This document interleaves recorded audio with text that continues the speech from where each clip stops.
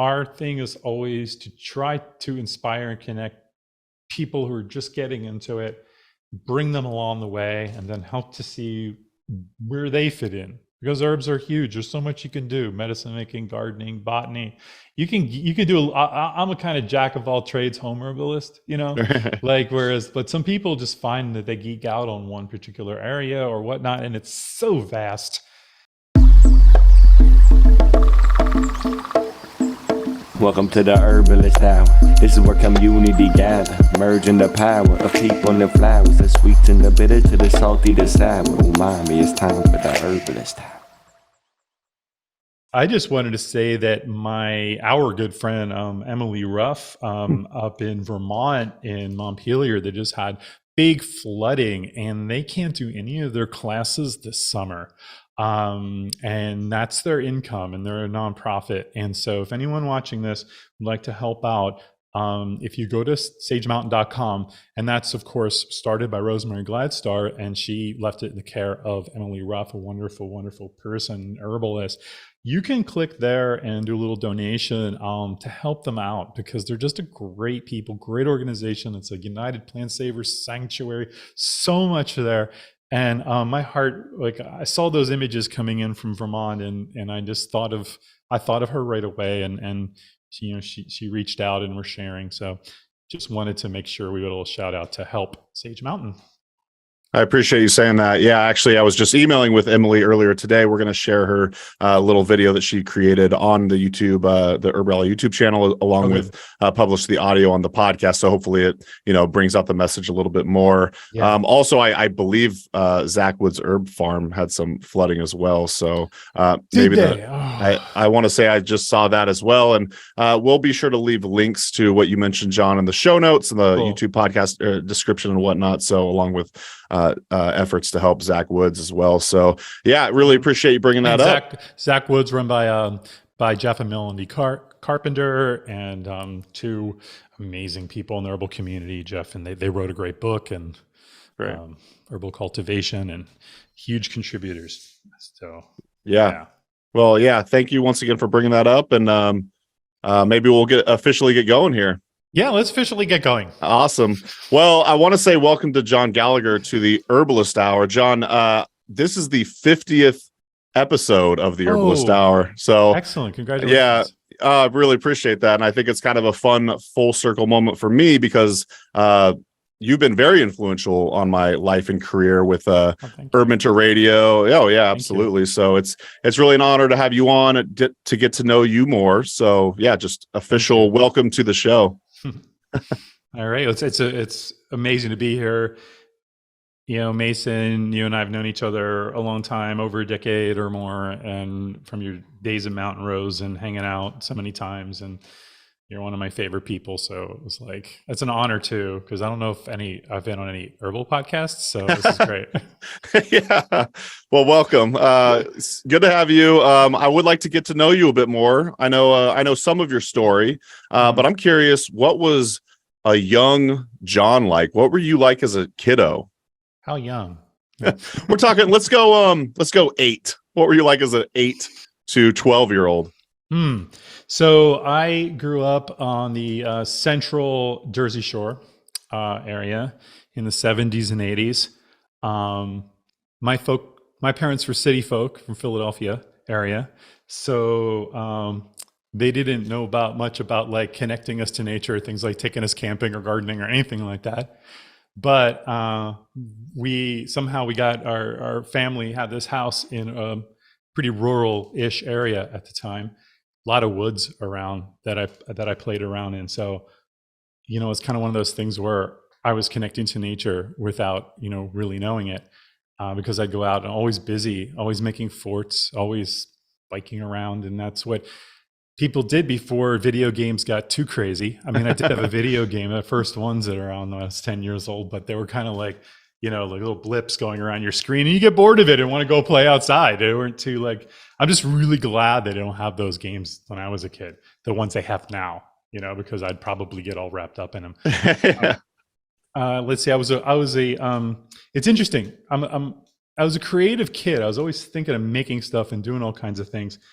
though I didn't really find like an art, so to speak. Like my brothers were these great drawers, artists, and they could draw, superhero characters and things. And of course, I'm 7, 8 years old. Of course, I couldn't draw like them, but I would just I wouldn't try that hard. I think that I was on or am on some sort of attention deficit spectrum, probably on the very light end of it, because I could never sit still. I was always out. Like I wasn't a reader, I didn't have the patience to draw, to like see it for fruition.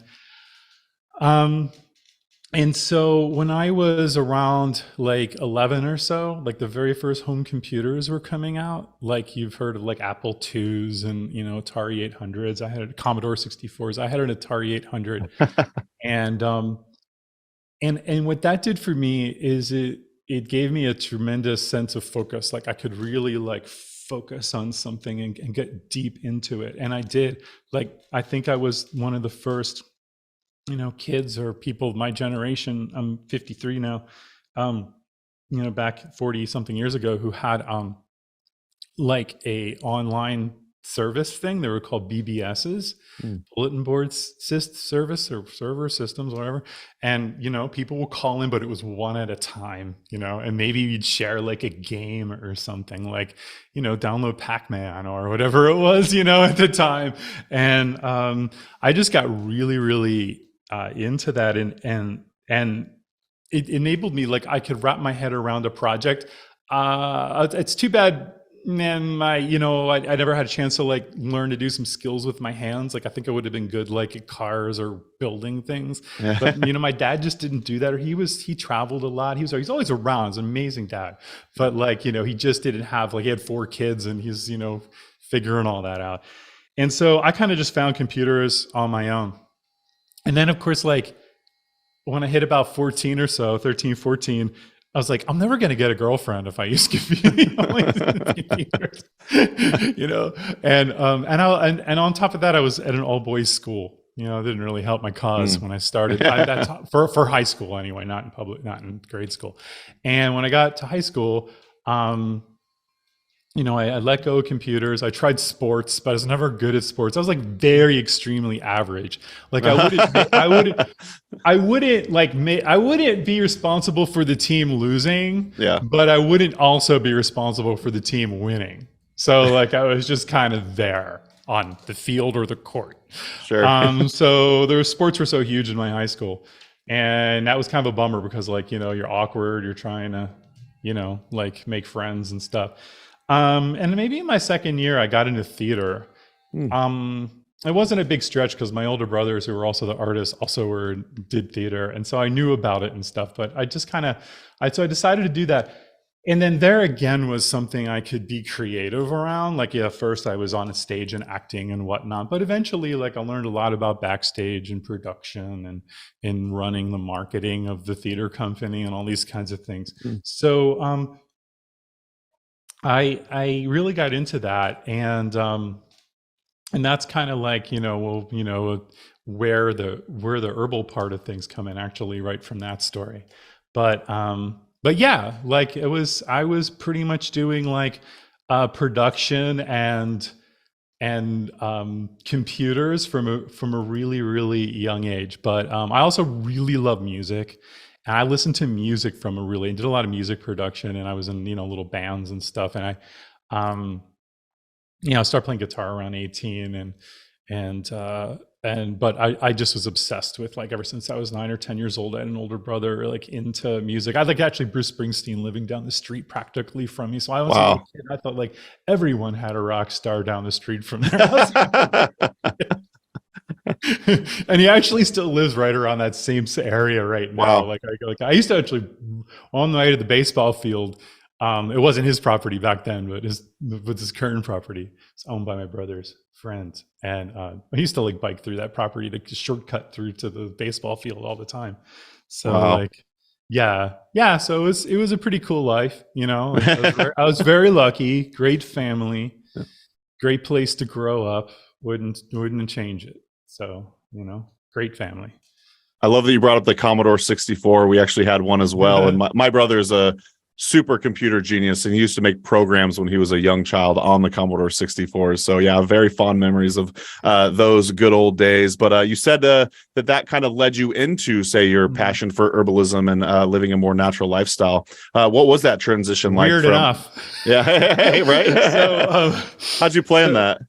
So by the time I was doing, like I said, I was doing like theater in high school, and I also, like, in the very beginning of college, we did summer theater. Like my friends and I, we kept, like, so we would do, like, we were in shows that were more community theater, so they had more grown-ups in them besides us, you know, like youngins. And we were doing maybe a Vita one summer, and we had this idea of making our own theater company. And because they would never do the shows we really wanted to do. And we thought of one show that we could actually, what could we do ourselves? And the simplest one that we always really liked back then, there weren't a ton of options in the 80s, like there are now, so many more musicals and things out there, that we did Godspell, which is like a classic, you know, hippie folk show. And and so that was a simple show to put on that we could do from scratch. So me and my really good high school friends, we got together and we actually made this happen. And not only did we make it happen, like we, like, out of nowhere, it was like maybe 400 seats in this place. We sold out all 9 nights. We got in papers, like, and I was doing all that marketing. It was not online. Wow. So kind of like it was like flyers, press releases, that era. There was long before the internet. Wow. And so so we did that, and we even had, like, you know, original cast member from Godspell see it. It was a friend of one of the cast members' brothers, and came and said, like, you know, and that it was like the best production they had ever seen, you know, of it, which meant a lot to us. And so it was magic. We just made this magical thing happen. It doesn't really happen that often in life when you just get lightning in a jar like that, when it was just like, it was just so special. And so how that leads to herbs, it's going somewhere, is that we would donate some of we made money. We made all this money, and we didn't no idea that we were going to make money. So after we paid all our bills, we had this chunk of cash left over. You know, like, for us it was a lot, like, you know, $4 or $5 grand. We were like, oh my God, that's a lot. And so we donated back to the church that you know, like, let us do the show there. They didn't charge us, but we also wanted to help an environmental organization, because I had really gotten into environmental studies in college. Not that I was studying it, but it was more like, I don't want to say a hobby, but something that I did like the groups, you know, just like environmental clubs and stuff like that. And so basically we donated some money to Wilderness Awareness School, which was then which was started and founded by John Young. And he's still out there teaching nature awareness, and great guy, good friend and mentor. And that kind of like got me down that track of environmentalism through education, like nature education. Because if you learn what lives and grows around you and how the ecosystems work and everything, you're much more likely to do actions in your life to protect that land and that environment. And that made a lot of sense to me. There's definitely a place for the letter writing and the policy stuff that a lot of environmental clubs were doing, and that's great. But me personally, I really connected with that. And also, to me, the biggest thing was a project to take on. So we had donated to that club and the theater company. And then that led to me working and really turning Wilderness Awareness Club, which was a high school club, actually started at my high school in 1985, into a school that did more stuff for adults and children and a bigger thing. And we moved out to Washington in 1995. And we did that because when we came and did guest classes, or, you know, we take it on the road sometimes, whenever we came to Washington, out here, people got what we were talking about. At the time in New Jersey, nobody knew what we were talking about. Like, you know, like, it was just not. So we came here and everyone's like, oh yeah, that's great. Oh, my friend goes hikes, or I hike, and everyone hikes, you know, everyone was into going outside. So it was a great fertile ground for a nonprofit wilderness school to land and grow. And it has, and it's still around, and it's like, like the biggest wilderness skills school and kids programs in the Seattle area. I haven't worked there in a long time, but that led to then, and then somewhere along the line, early on in '97, I met Kimberly, who's now been my wife for 24 years, but we began 26 years, and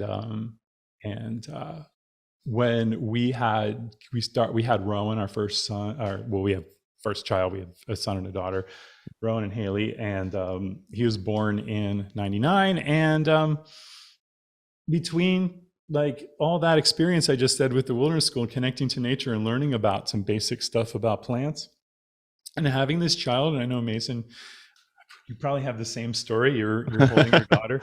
Sure. Did you have that feeling the first time you're kind of holding your daughter and you're looking, in my case, it was my son, and I'm like, how do you, like, where's the instruction manual? What do you do? What are you supposed to do? And also when they get sick, what are you supposed to do? And both of us, I'm sure we knew enough to know that there's a more natural way to help your kids, like when they get basic ailments. And I'm talking about anything super serious. I'm just talking about bumps and bruises and colds and pink eye and ear infections and all the things that the kids get.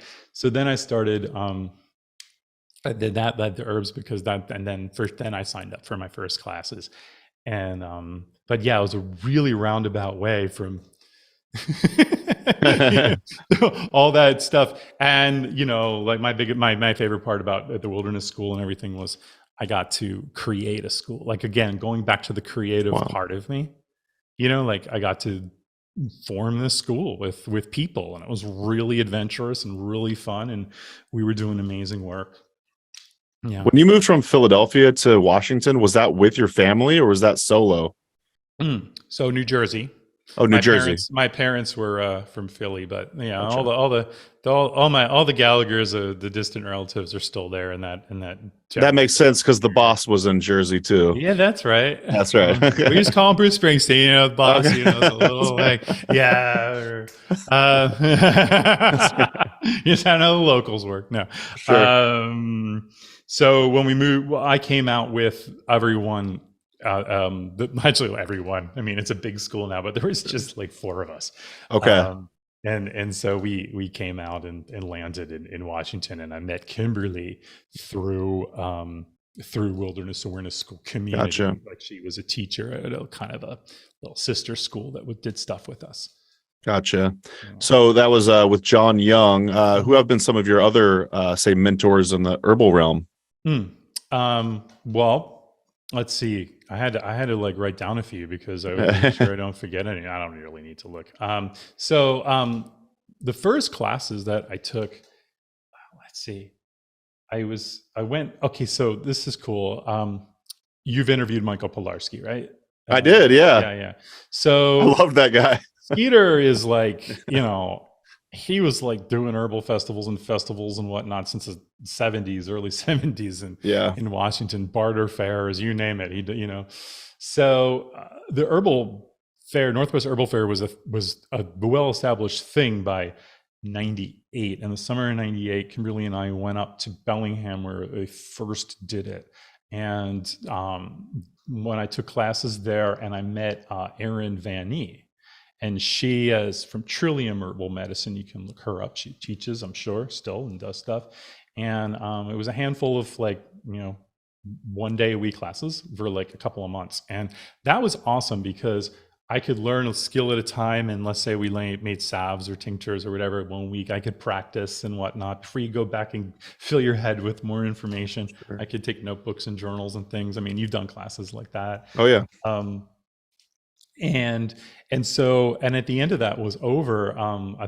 Kimberly got pregnant during that class, when I was doing that class, and so that was cool because then I had a few skills. When Rowan was there, finally I was gonna know what maybe to do with because we both together wanted to learn even during the pregnancy part, how to do that well. You know, we learned about nourishing herbal infusions and things like that. Like Erin taught us about, you know, putting nettle and oat straw and red raspberry, alfalfa, all those together, like a classic pregnancy tea. And we started making all kinds of remedies together and harvesting plants, all from what I was learned from that class. And then around the time Rome was born, I was put it out there that I wanted to, you know, do something ongoing for multiple years. Like I was just like, because I realized that I got to keep learning, and I need a community, and I need, you know, like it was like, everyone watching this knows that when you started learning about herbs, you look back at that time, it's just like, where do I start? Where do I go? What direction do I take? And just having like handheld a little bit. Right. And so it was the first year, one of the first years of a program on healing from the ground up, in Ravencroft Garden. Eagle Song and Sally King both ran that, and they were my like really most core mentors at that time. And at the same time in that area, very lucky, we had so many great herbalists in that area, and actually they're all still teaching too. Yeah. Karen Sherwood, who she does great classes, and that taught me the wild edibles side of thing. It's her specialty. So learning medicine making more at Ravencroft, and then more like how to harvest wild plants and how to cook them up and whatnot from Karen. And those were like the core first mentors. Those are a great bunch of mentors, and I'm telling you.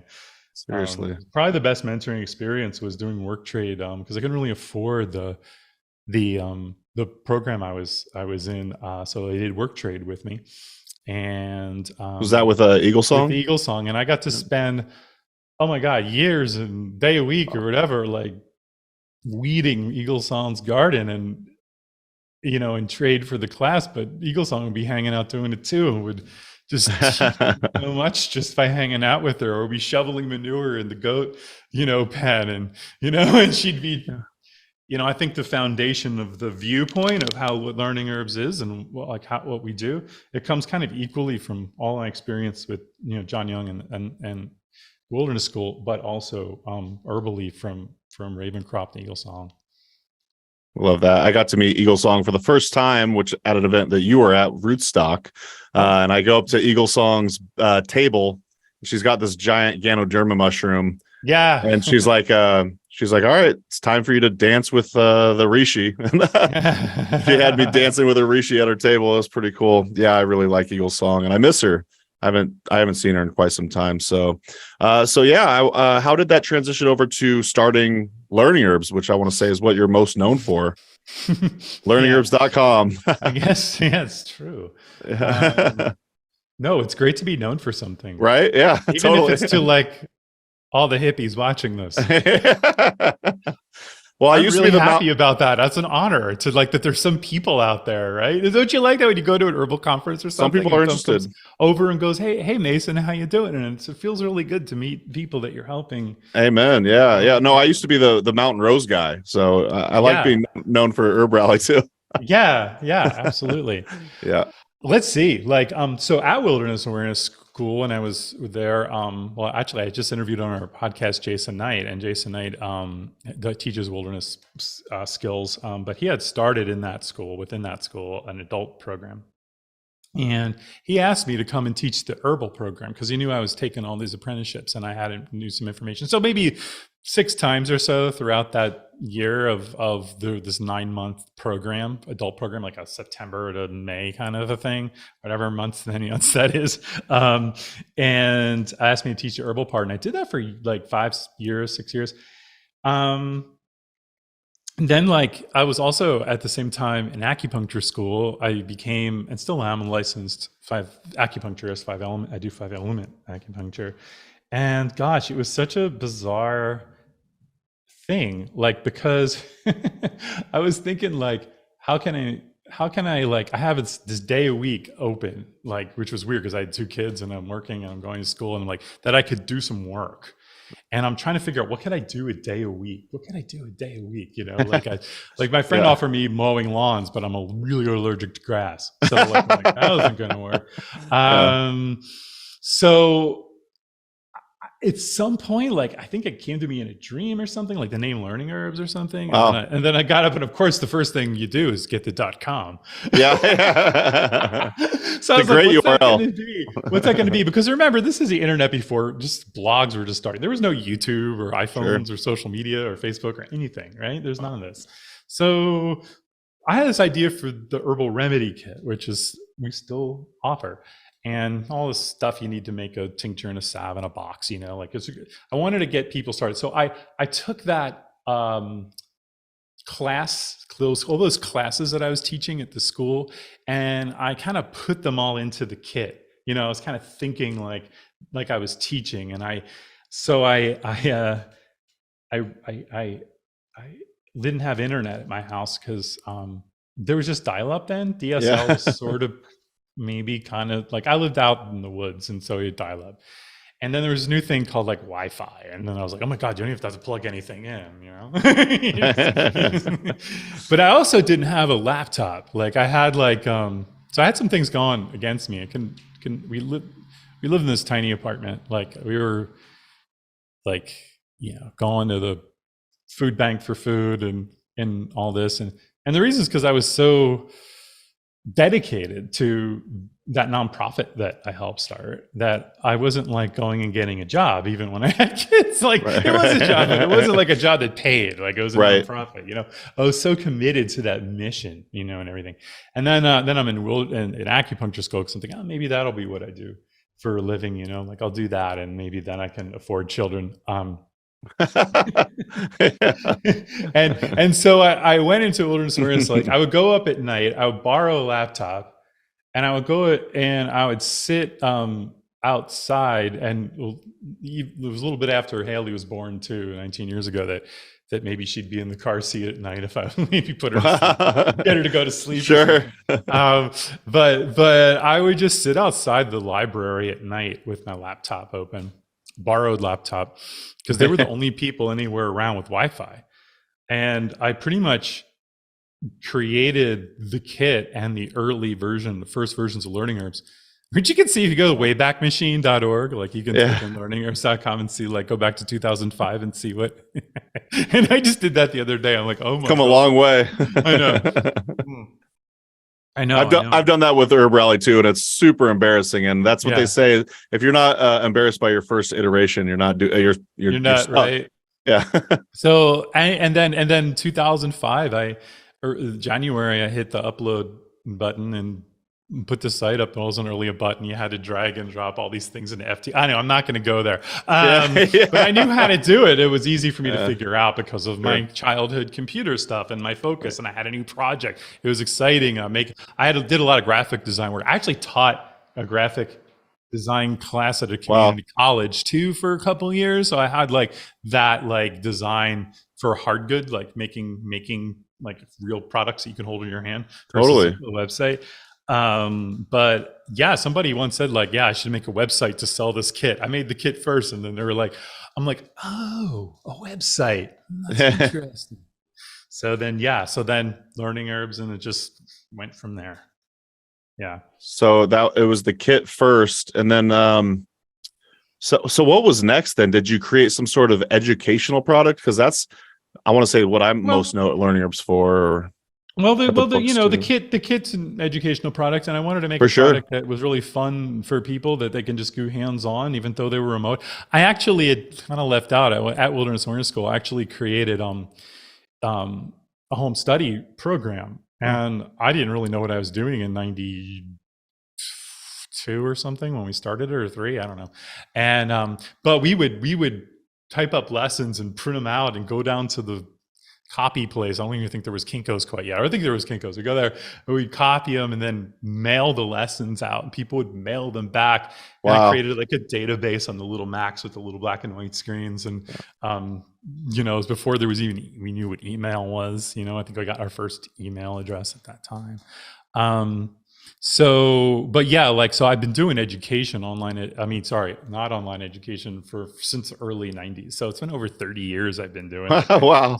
Distance learning stuff, and 40 something years since I've been using computers. But at the same time, we came out with the kit.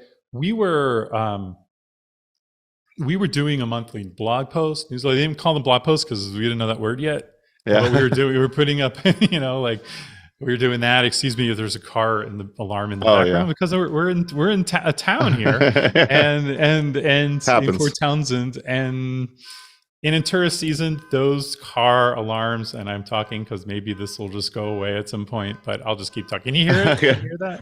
A little. Oh, there you go. Okay, it's not too distracting for you. Okay, so definitely distracting for me, but anyway. So we were doing that and coming out with there it goes. We stopped. Nice. All right. This is just to let you know that we are live, and this is you should just keep that in. There you go.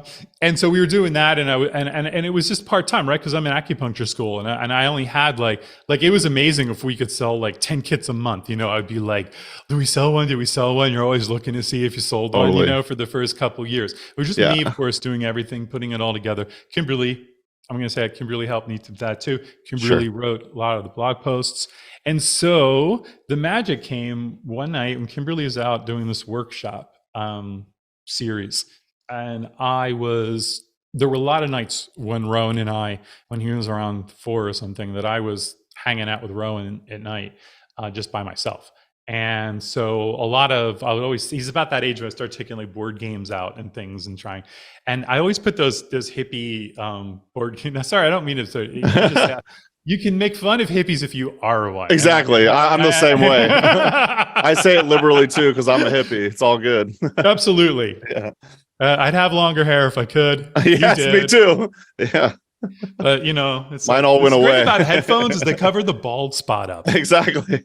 But in your case, you got the whole head. No. So, and then he didn't really like those games, but it was Candyland. I love Candyland, shoots and ladders every time, right? Sure. And then I'm thinking like, wow, what if we like made an educational game that played like shoots and ladders in Candyland? And then I immediately thought of the name Wildcraft, and I have it somewhere at home, but I have these crayons like where we both like made a little board, like it's this little piece of cardboard I have. And Kimberly loves games, big gaming person, big storyteller. She's a storyteller, and she loved that idea, and she took that project on. And with our friend who sadly passed away, Beatriz Mendoza, did the artwork, and they worked together for a long time, couple of years or more, creating the Wildcraft that you see. And we came out with it like maybe 2007 or so, just about the time I was going to finish enough acupuncture school. Wow. And that was the thing that kind of got us noticed by the herbal community, because like I remember like getting the Mountain Rose Herbs catalog. And it was long before you were working there, and you were probably in diapers still. Not quite. I started there in 2010 or 2011. Yeah, just before you got there. That's only a couple of years later. But I got the catalog, and like in the back page there was like, like Rosemary Glasar's book, a couple other people's books, and Wildcraft was there. And I feel like, whoa, like we just like came on the scene and made this board game, and we're on like Mountain Rose Herbs catalog with like on the same page as Rosemary Gladstar's books. And I'm like, that's huge. Whoa, so cool. We just loved that. And then that started getting momentum, and it's still to this day. And then a couple years later, fast forward a little bit, and we can talk about it a little bit later too. Then we started HerbMentor. And then we kind of took it from there, a lot of online courses and whatnot. But started with the kit, but it was really Wildcraft that just like gave us confidence. I think when you're an entrepreneur and you're doing like a home business or something, it's really soul defeating if nobody's buying what you're putting.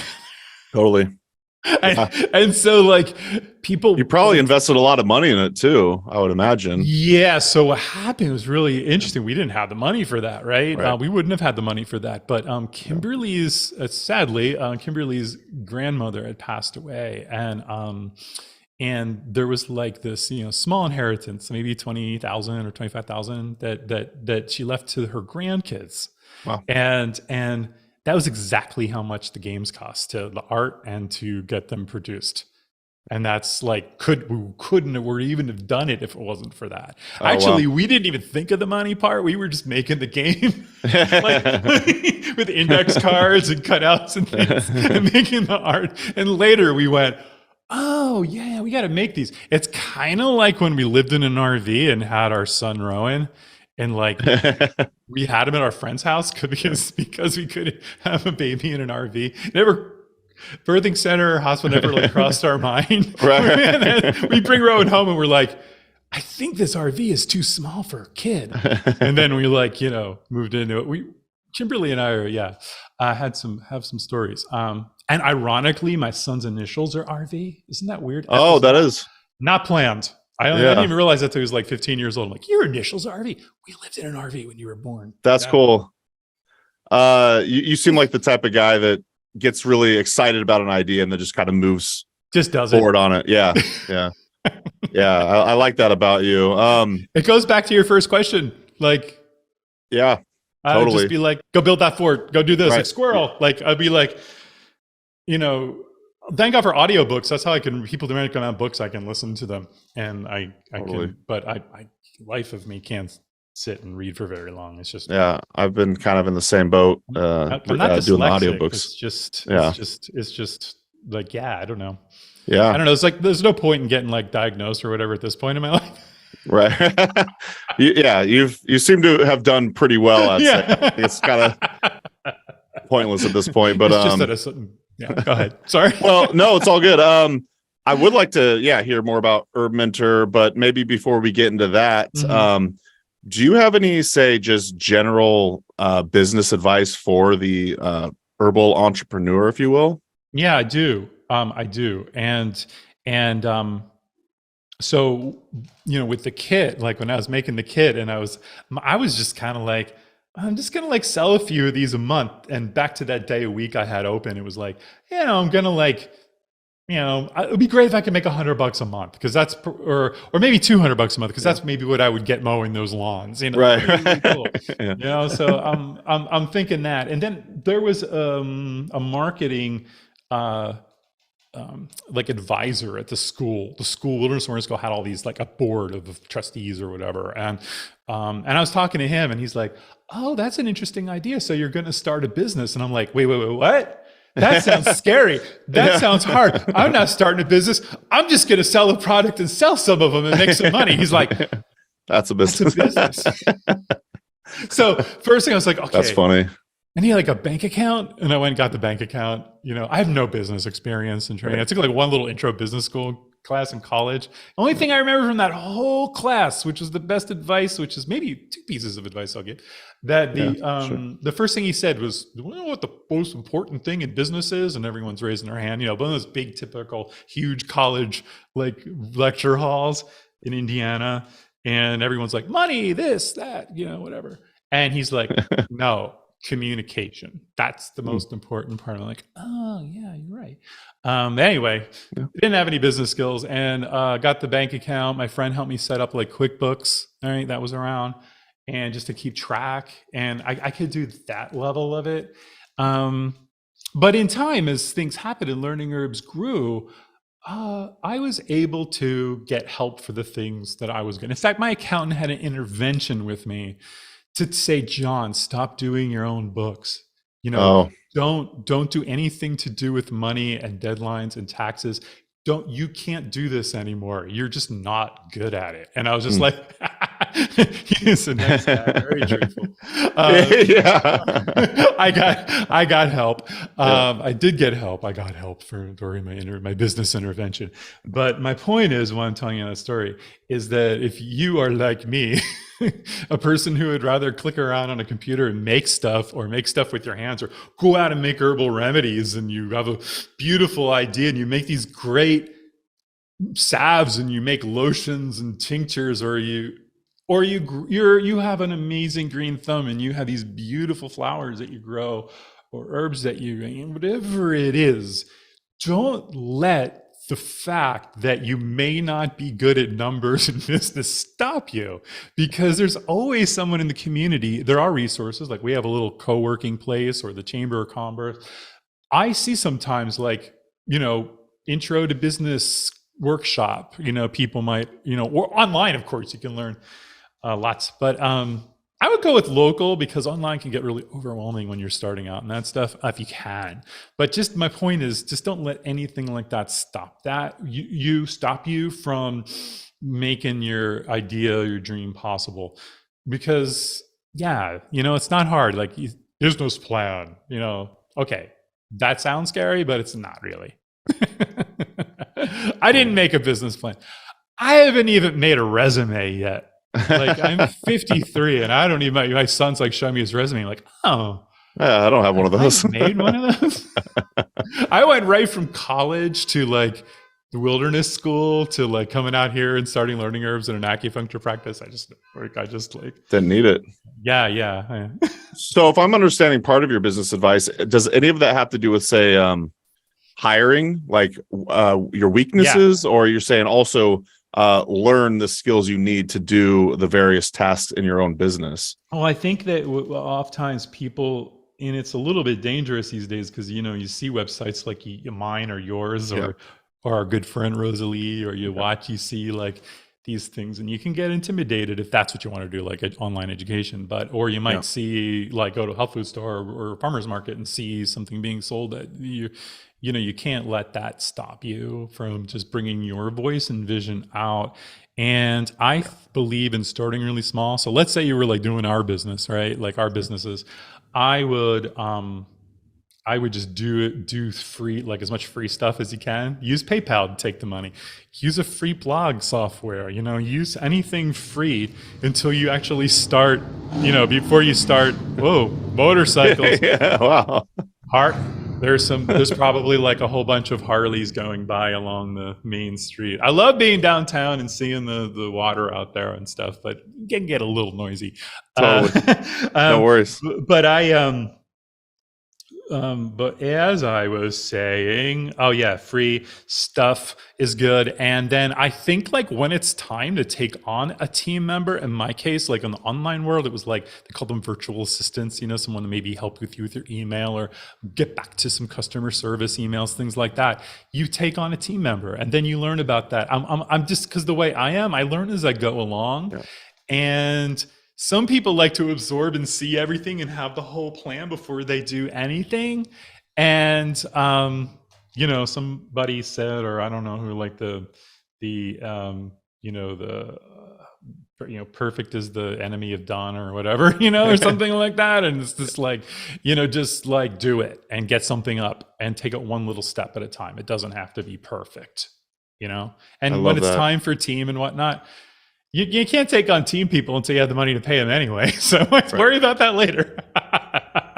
And there are plenty of resources. You can ask me or Mason. There's like plenty of resources out there when you're ready for that to get some good advice. Actually, there's a great book called The People Part, and it's by Annie Pratt. She's a friend of mine, and she teaches all about teams and the importance of that and how to do that. So The People Part, new book. Okay.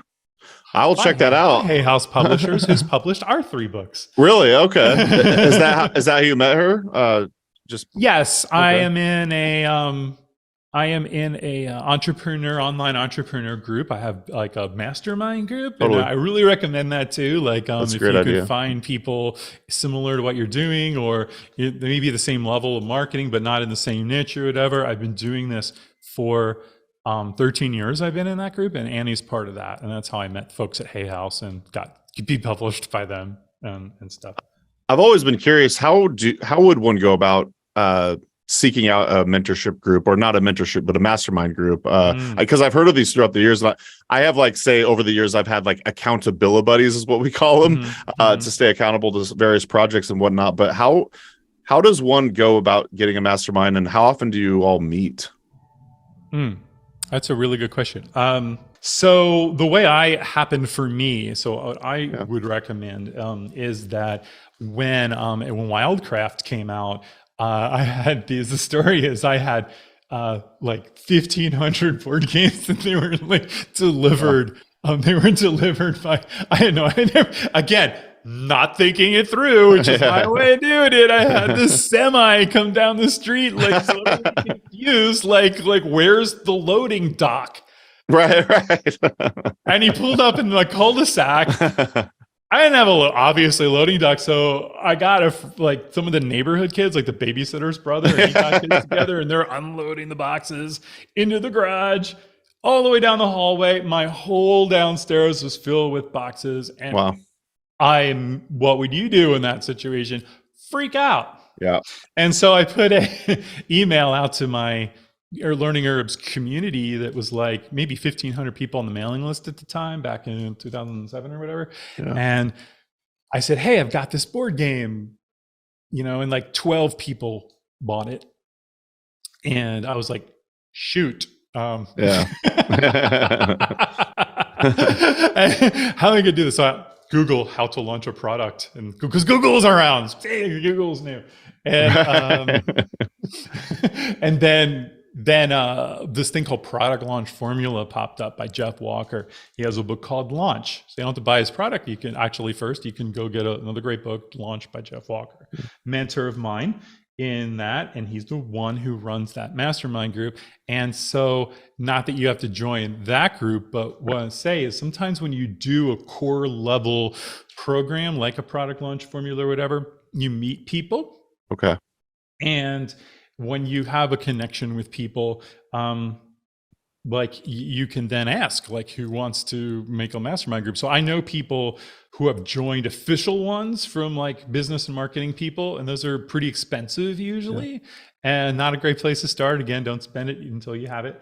But before that, I did do some, like at these events I went to, I would meet other people in all kinds of markets, and we would just we would just every once in a while schedule that meeting. So for my group, we meet 3 times a year in person. At the moment, that's how it's always kind of shifted and changed, but it's really up to you and what you want to do. Some people meet monthly. Sometimes it's a group of could be a group of 3 people or 5 people or 10 people. I think if you're doing it over Zoom and whatnot, 5 to 10 is a good number. So at least you have a few people showing up to the meetings and helping each other out, but you have to commit, and then you just bring your problem or challenges rather to the group and be like, hey, I want to, do this launch for this book, or make this book. Like, what do you recommend I do? Like, how do I find a publisher? Where do I do this, that, and that? So yeah, lots of ways. Very cool. Yeah. It sounds like you could just almost take the initiative and form one yourself, say with the peers that you already know, or you could Google it as well. Well, very good, John. It is 3:51 for me. I don't want to take up too much of your time. Oh, you can. I got all day. Okay, I'm down to keep. I'm down to keep going down this checklist. Just keep going. All right. So, all right, cool. I love hanging. It's been so long. I love hanging. It has been a while. So awesome. Well, thank you for the business advice, John. Kind of in the same sphere. Why don't we? Do you have any marketing advice for the herbalist? Yeah. Well, first, I would definitely get that book launched by Jeff Walker. That I just mentioned. But just like you look, one red flag people have from starting business, like I said, is like that whole thing I just said about, oh, this sounds scary, but not, just do it. With marketing, a lot of times people think like this is like scammy, or like a used car salesman. They think of like advertising. This is what comes to mind. And that's not the case. You have to think to yourself, ask yourself the question, what will the world be like if I don't share my gifts and what I have to share? Love that. And to have a big vision and what you want to do. And think of marketing like, I'm sure everybody listening or watching this, it goes to a farmer's market or a co-op or something, but definitely farmers markets are everywhere, right? So you go to farmers markets, and the farmers market has been around for hundreds of thousands of years. And if you can imagine going to that market in different stalls and booths people have where they're selling their wares or they're selling their vegetables, is you make connections with those people over time. You might go to a certain vegetable grower, and maybe every time you go, that vegetable grower like gives your son an apple or something. And you're like, oh, thanks, Tom, for the apple. And then the next time you go, hey, Tom, how you doing? And like, how are your kids doing? And how's the farm? And so in other words, marketing's relationships, right? and you're going just farmers market, I always think. And then like you just go on to the farmers market and you're sharing what the great stuff you have with the world, and you're being cool and kind and establishing relationships with people, being generous and all the things that you would imagine. So it means that what that means for me is that when I market, I'm usually making free stuff and sharing it with people. That's all I'm doing. And then on the side, I say, hey, I have this board game. I have this, site, or I have, if you're interested, get a copy. It's just like, if you like my free apple and the relationship we're having, buy your vegetables from me, I love that analogy. And yeah, I think that's great. And herbalists can definitely take that advice and use it in so many different ways, because herbalists have so much knowledge to share, so yeah, really, really nice mindset shift there. It doesn't have to be sleazy. And, I like to think that it shouldn't be sleazy. Right? Exactly. Why would you do something you didn't want to do? That's the other thing. I've always been like, since I was a kid. Yeah. I always just do what I want to do, and I just go and do it. Amen. Amen. I'm just stubborn that way. I love it. Well, awesome. Thanks for the business and marketing advice. Now, selfish question. Do you have any advice for, say, working with your spouse? Yeah. You've got a lot of experience in that realm. Because you work with your spouse. That's right. I work with my spouse. I like to think that others might get some value out of this as well, hopefully. Yeah. Well, I think like every relationship, right, it's different, and how you work together is different, or what tasks you're doing. Like Kimberly, like she made herb fairies, wrote those books. She wrote Aphrodisiac. She was, as the kids were young, and she had more like all over the place, driving them or whatever, school and picking them up, or homeschooling. She homeschooled for a long time. Yeah, pretty much like, she would be more project based like that. I'm going to work on the game, then I'm going to work on these books, and then I'm going to work on something else. Nowadays, she's doing a lot of the blog work with Tara here at LearningHerbs, and like bringing writers in, things like that. And she does that like really like part time. But we both are co-founders, and we're both our CEOs. She's the CEO that works and nurtures the team. And, like that we're working with, like there's, besides the two of us, there's 8 other people on our team, right? Things like customer service and computer stuff and the web page and all these things that you can imagine.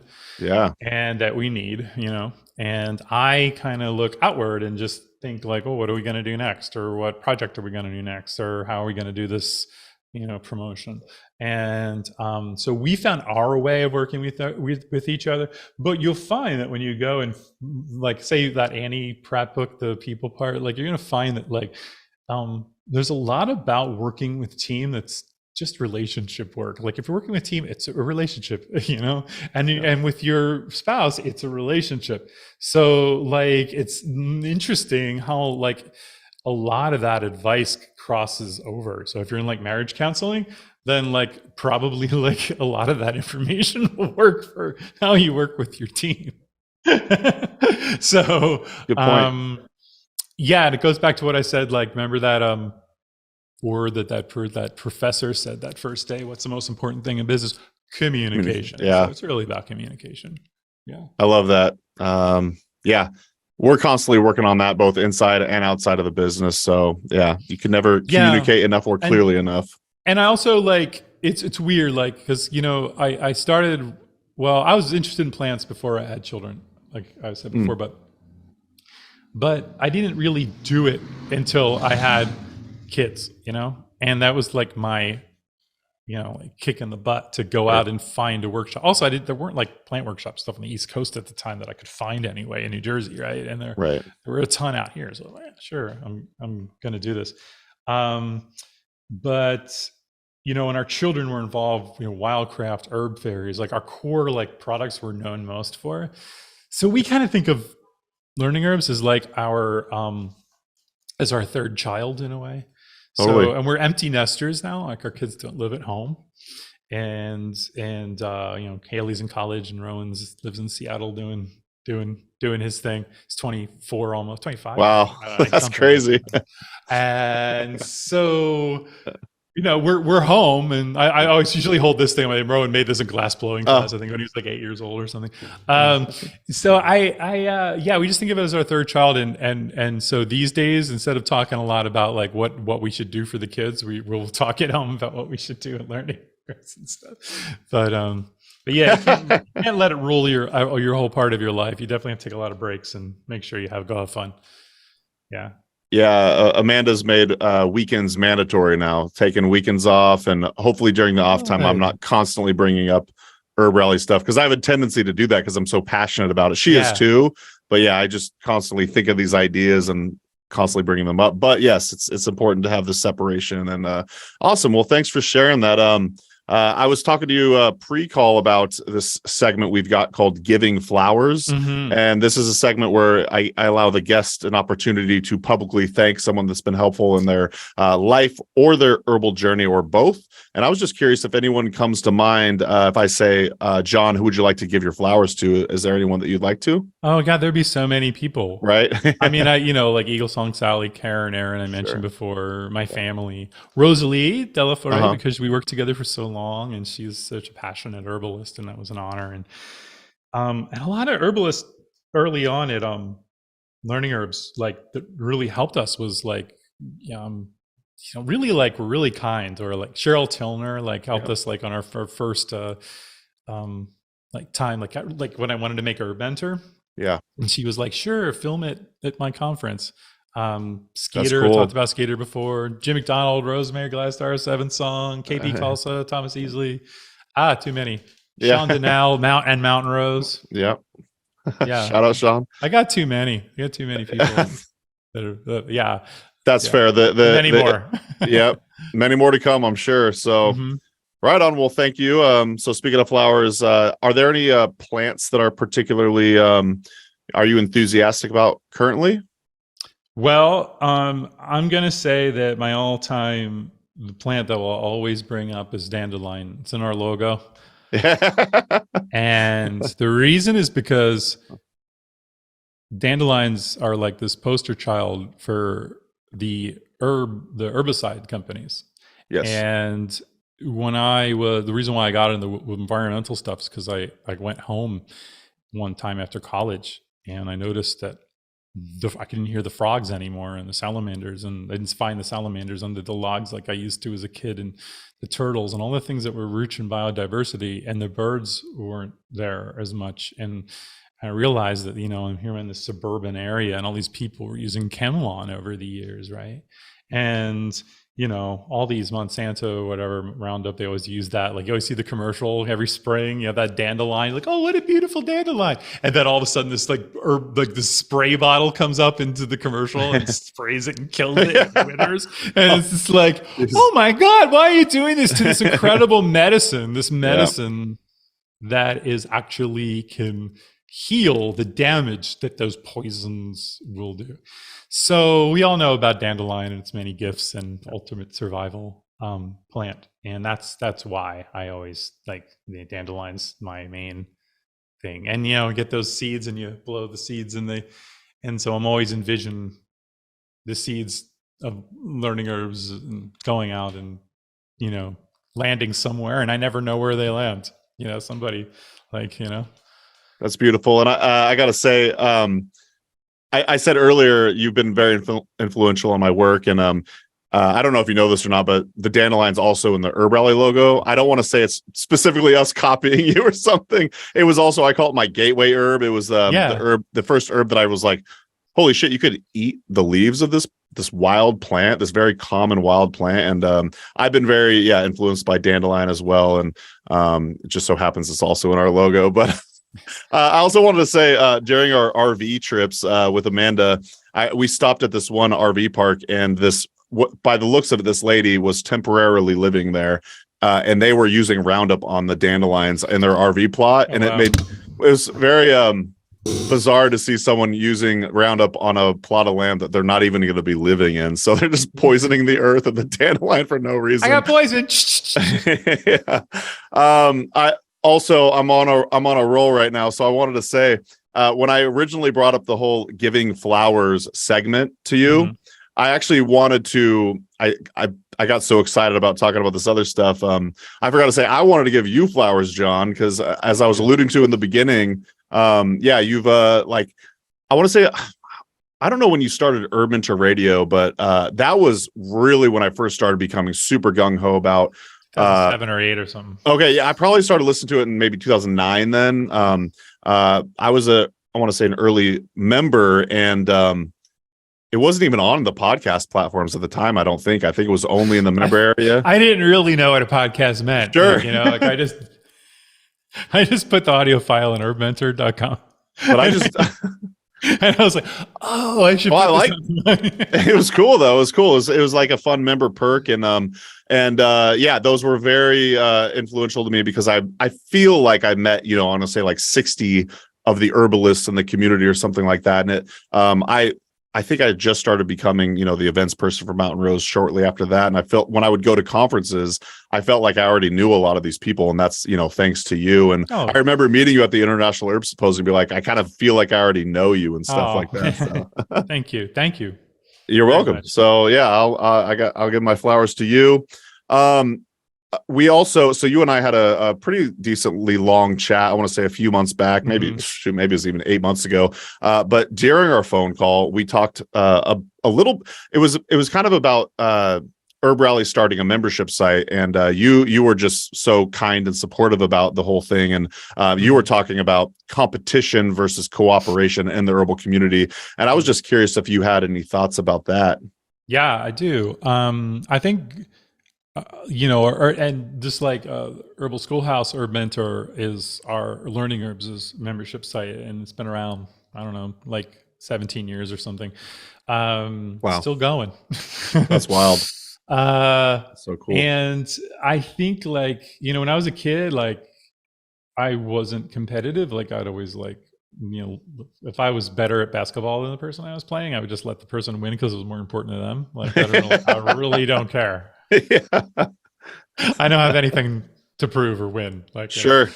And my wife and I, like when we made Wildcraft, it was it's a cooperative board game. It's like, and I find that when we work together, we're stronger.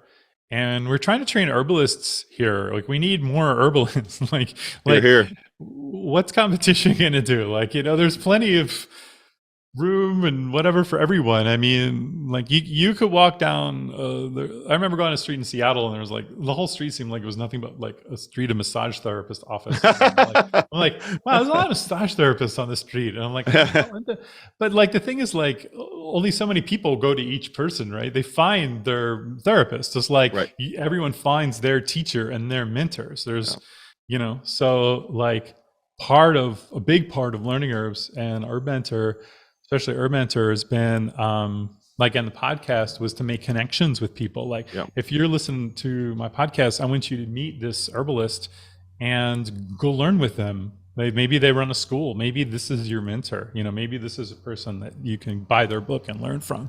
So we're only stronger when we work. We're only strong when we all work together. And based on my experience, at least the people like you that I work with and whatnot, I mostly only come across people with that mindset. Maybe that's just what I manifest. I don't know. Like I don't like. Yeah. It could be. I think I just attract people that vibe with me and think like I do. Maybe I don't know. Makes like sense. Yeah. I mean, it's what's that one phrase? Another one, a rising tide lifts all boats. That's kind of how I see it. Mm-hmm. We're all going to be better off by promoting each other and working together and everything. So yeah, if the goal is to have an herbalist in every home, then we should probably cooperate as opposed to be hardcore or competitive. at least in every neighborhood or every community. Right. So I think that's important. Love that. Well, along the same lines, we've asked this question a few times on the show. It's an audience submitted question, but if I were to ask you, what does the herbal industry or community need most right now besides more herbalists? What would that be? That's funny, the word herbal industry. I know like that's like Right. bigger where you came from, Mountain Rose, because you're Totally. like, and it's like it isn't. That part of it's an industry. Right. Yeah. I just kind of been in my own little like corner of the internet and education for the people that want to do it yourselfers and stuff like that. Right. So I think that what we need is the mindset, I think, of what I was like just saying about like of herbalists being in every community. And I think that what people can do is to say they're learning from Herb Rally, they're learning from Learning Herbs, and chances are they're learning from both of us. Chances are, like, we Touché. Don't have one Right. herbal teacher. Right. No. Like we, right? Like, like I learned from a lot of different herbalists. Like, so why would anyone think that like, oh, you only learn with me? Like, that's just stupid, 'cause I gotta say, I learned with, KP Calsa first, and then I took Columbine school, and I went to Portland. I took the Arctos school, and I've said this a few times, but I'm like, shoot, it's been a few years since my last apprenticeship. It's time to go to another herb school. Yeah. So to your point. Yeah. So if you're like listening and a handful of plants, yeah, what the herbal industry or community needs is you, the viewer, to look for opportunities in your community to share what you know. There's always going to be something going on in your area. Maybe it's a festival or something at your park or your park system, or maybe you do it independently and you put a little sign up at your co-op and you have people meet you out at the park and take people on an herb walk, show them, when people don't know about these plants, like anything you tell them is gonna like not only help them learn more, but help you learn. You learn best by teaching.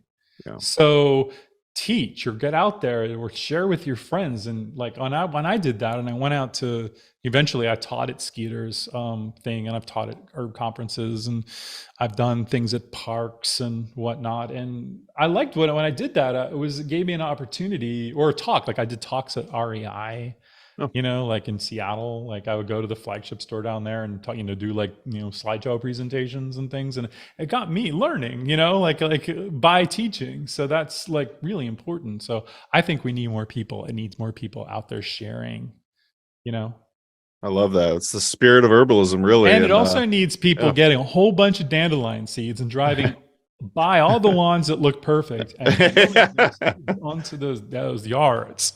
That's needed too. Guerrilla gardening there. Guerrilla gardening, yes. Right on. I love it. Very cool. Well, this is a good opportunity now maybe to tell us a little bit more about, say, Learning Herbs, but specifically maybe HerbMentor, the membership area.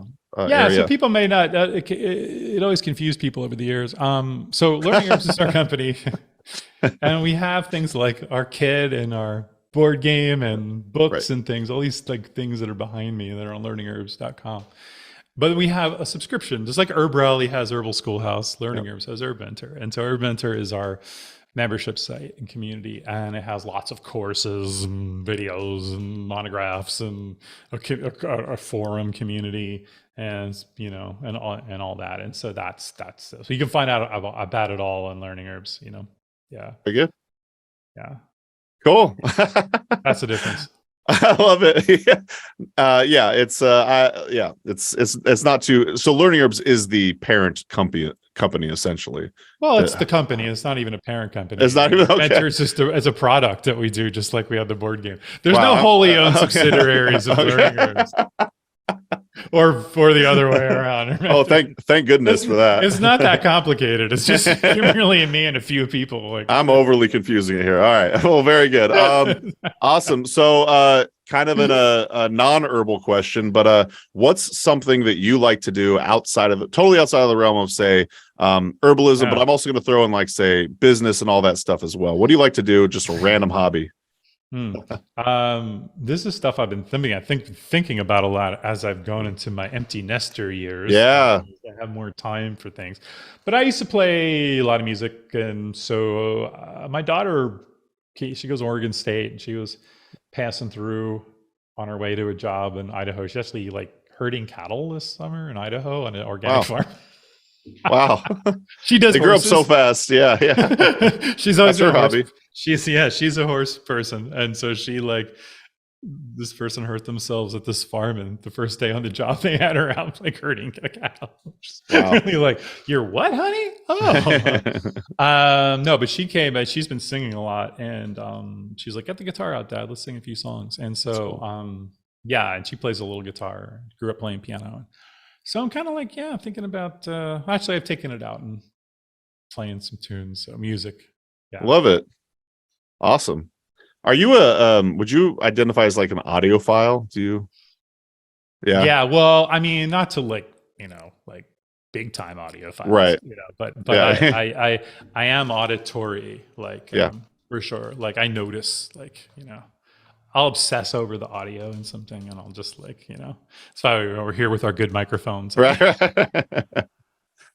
Yeah. Well, before we moved into our new place in Wisconsin, I was researching like old audio gear. Like we bought a record player and stuff like that, and it was just fun. But you're right, there are people out there that take it to an extreme. So I'm not like that. I don't take it extreme, because I actually love, like, I used to, like, when I was a kid, I had records like crates and crates and crates, and fill that wall up. And the fact that I can have that plus every other album on this, right. I'm okay with it not sounding quite as good. I'm just really lazy, and so this convenience overrides the I'm just like, just give me a speaker and my Spotify, I'm good. I get it. Well, let's do a random question from the Let's Get Deep Friends Edition. Ooh. Yeah, I know. This is the unscripted question here. Mm-hmm. I did that last episode. This would be like Pictionary. We can draw pictures here. I like it. This actually. That's what I'm going to do on my podcast. I'm going to draw a picture. We're going to do them. Quick.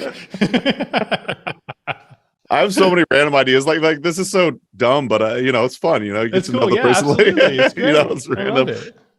But yes, go with the Pictionary thing, John. So when you were a kid, what did you think you were going to be when you grew up? This seems appropriate for this conversation today. At what age? Yeah, right. I know, right?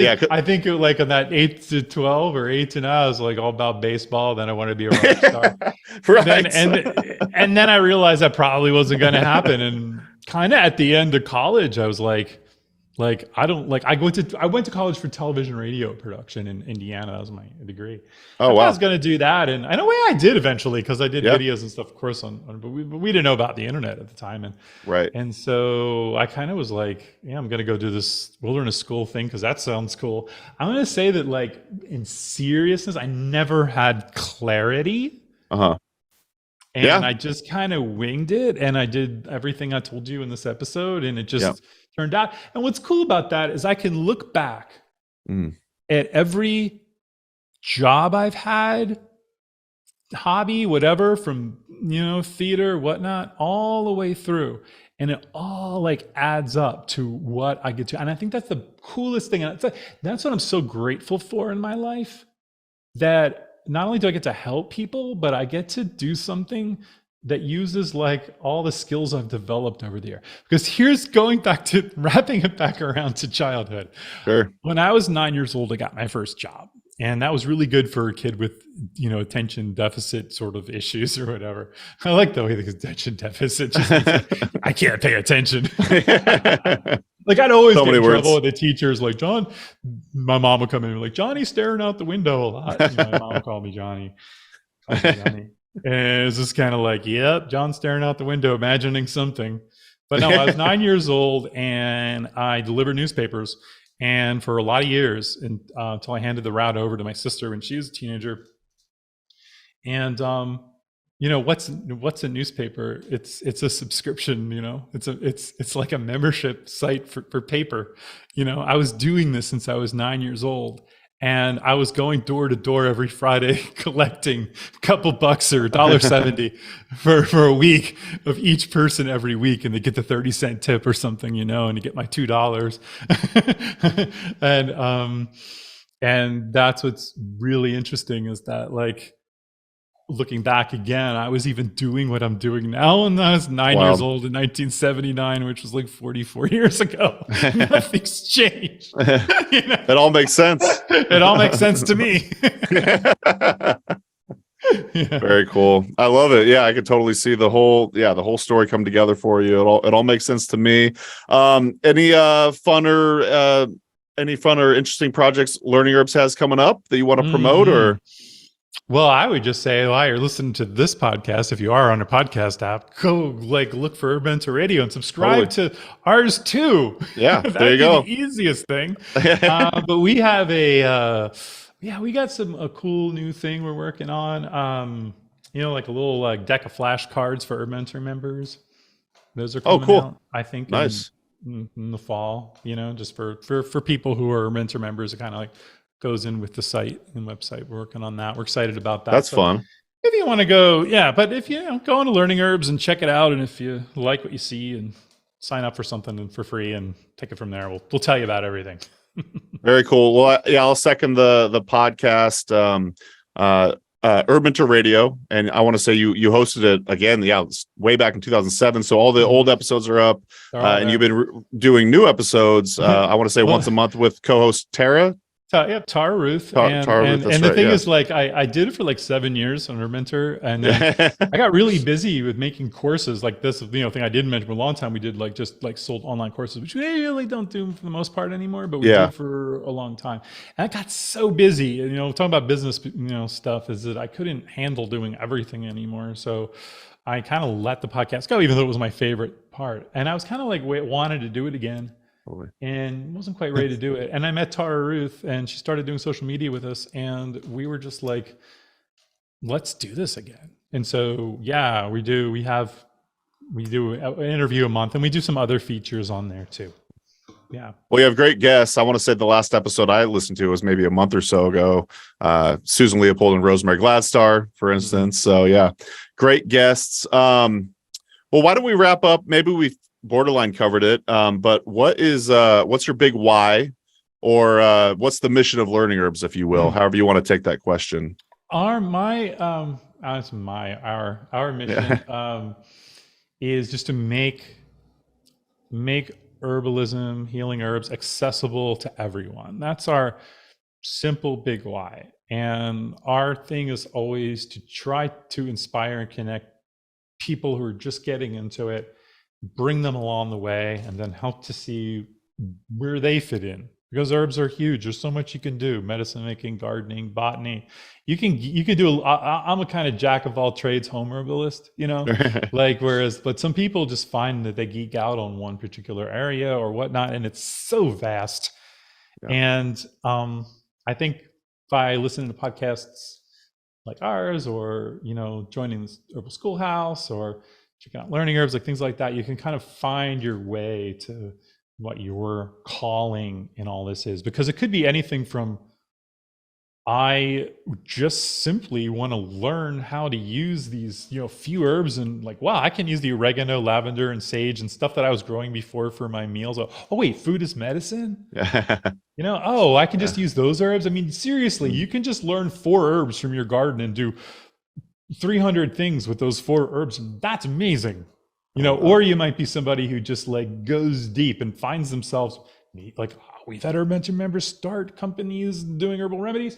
We've had people become naturopathic physicians, found their way, just by winging it, just kind of looking at what's out there. So, and we do that all by I'll say we make herbs simple. So that's just something too, going back to that marketing business thing, think about that. If you're thinking about doing a business or whatever, what is your why? Like I said, make healing herbs accessible to everyone. That's very clear. You can see that in your mind. What can you make happen and see? I want to make, I want everyone in my town to be able to have herb gardens. Well, it sounds like you need to grow some starts, do some local classes on planting gardens, and then all of a sudden, maybe in 10 years, your town's going to be covered with amazing healing herbs. So, I love that you brought it to the why, which was the question, and then you brought it back to say good herbal business advice. And I was actually talking to another herbal podcaster, Jennifer Braverman, the other day. They've got the Stories from the Earth podcast, and she said that she read a book called Start with Why by Simon Sinek. Oh yeah. So maybe that's another book to check. I've heard him on podcasts not just talk a book, about it, but But on YouTube, he has a TED Talk. TED Talk. That's right. Maybe I'll link. I will link to that. That's a great call. Okay. Yeah. I'll link to that as well. What a great way to wrap up the show, John. Thanks for spending so much extra time with us today. We really appreciate it. That's great. Yeah, it was a lot of fun. I'll come back anytime you want. This is all great. right, we'll do a round we need to two. get on a Zoom call sometime soon and just catch up, because I just wanna kick hear it. the latest adventures. Yeah, I would really enjoy that. Yeah, learningherbs.com. Thanks again, y'all, for watching and listening. And John, feel free to stay on. We could wrap up. And thanks, y'all. We'll see you in the next episode. Take care. See y'all. All right. I'm not even from Texas, and I said see y'all. That's how we say it in Jersey.